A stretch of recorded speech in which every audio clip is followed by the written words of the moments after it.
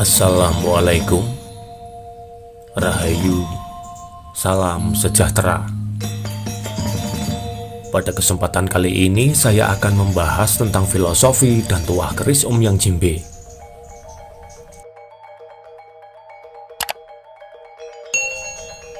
Keris Omyang Jimbe sangat terkenal di kalangan pecinta Tosan Aji karena keris ini konon memiliki tuah atau kekuatan gaib yang sangat ampuh. Sebetulnya Omyang adalah nama seorang empu keris yang hidup di zaman kerajaan Pajang dan bukan merupakan nama dapur keris. Sedangkan Jimbe adalah nama daerah tempat asal empu Omyang.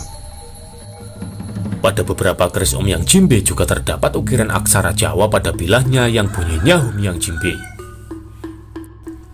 Dalam pakem perkerisan, nama dapur keris ini yang sebetulnya adalah Putut Kembar. Tapi nama Omyang sudah terlanjur melekat di masyarakat untuk menyebut keris berdapur Putut Kembar. Ciri utama dari keris dapur Putut Kembar atau keris Omyang yaitu terdapat ukiran atau relief sepasang putut atau bajang di bagian gandik dan wadidangnya. Posisi sepasang putut tersebut saling membelakangi dengan tangan menyembah atau menengadah ke atas seperti sedang berdoa. Empu Omyang adalah seorang empu keris yang sangat mumpuni dalam membabar keris pusaka. Konon keris-keris buatan empu Omyang lebih banyak yang berdapur Putut Kembar dan dipercaya memiliki tuah yang sangat ampuh. Dulu banyak pemilik keris Omyang Jimbe yang mengasapi kerisnya dengan asap kemenyan setiap malam Rabu Pon yang dipercaya sebagai hari meninggalnya empu Omyang.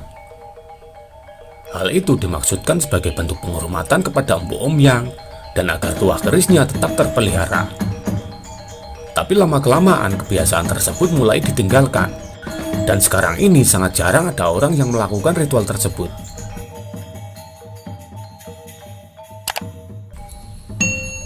Ada beberapa jenis keris Omyang yang sangat terkenal dengan keampuhan tuahnya. Yang pertama adalah keris Omyang Jimbe yang dipercaya bisa membantu melancarkan usaha dan menghalau segala rintangan. Yang kedua adalah keris Omyang Panimbal yang dipercaya bisa mendatangkan atau memanggil rezeki.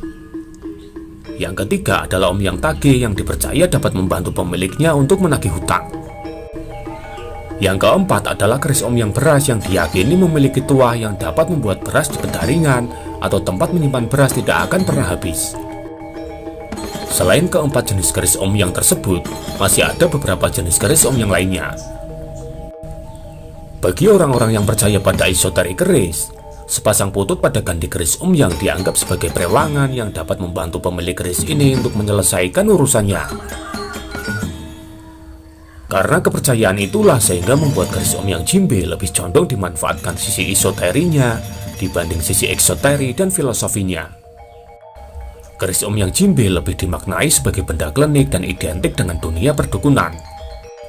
Penggemar keris ini kebanyakan dari kalangan pengusaha atau pedagang yang menginginkan bantuan gaib dari kodam keris Omyang untuk melancarkan usahanya. Padahal jika kita memahami secara mendalam makna dari keris dapur Putut Kembar, maka kita bisa menggali banyak sekali nilai filosofis dari keris ini dibandingkan dengan hanya sekedar berharap tuahnya. Keris sejatinya adalah karya seni yang juga merupakan bentuk lain dari pitutur atau media untuk menyampaikan pesan dengan bahasa yang tersirat dalam simbol-simbol pada bagian-bagian keris. Dalam istilah Jawa, putut dapat diartikan sebagai murid atau cantrik, yaitu seseorang yang sedang belajar pada seorang guru, resi, atau pandito.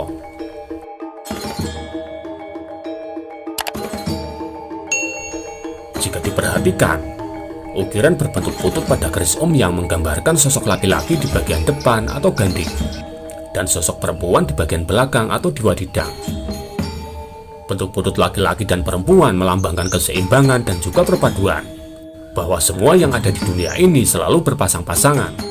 Ada laki-laki dan ada perempuan, ada siang dan ada malam, ada sedih dan ada gembira, ada baik dan ada jahat.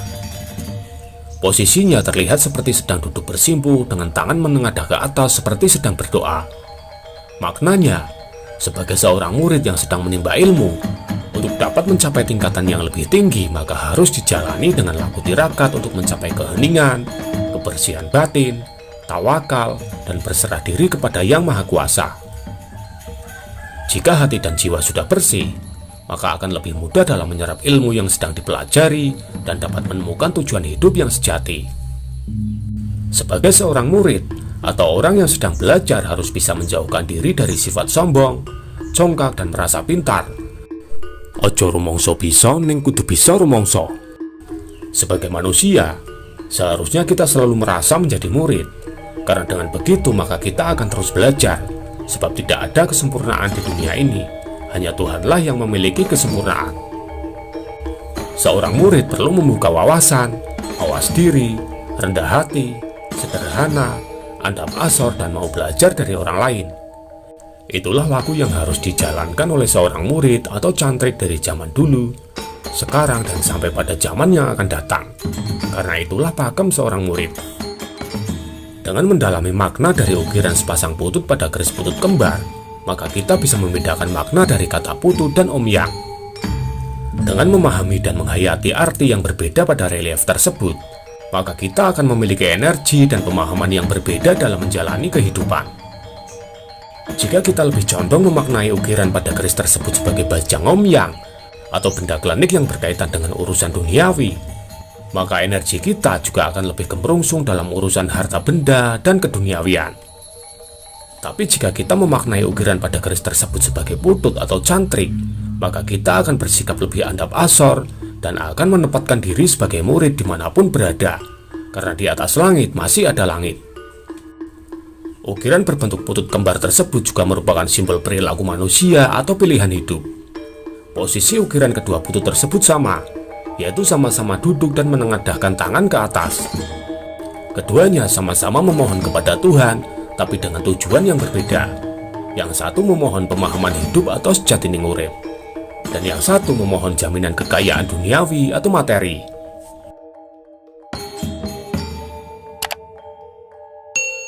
Demikian sedikit informasi tentang filosofi dan tuah keris omyang jimbe yang dapat saya sampaikan pada video kali ini. Semoga bermanfaat. Terima kasih. Assalamualaikum. Rahayu. Salam sejahtera.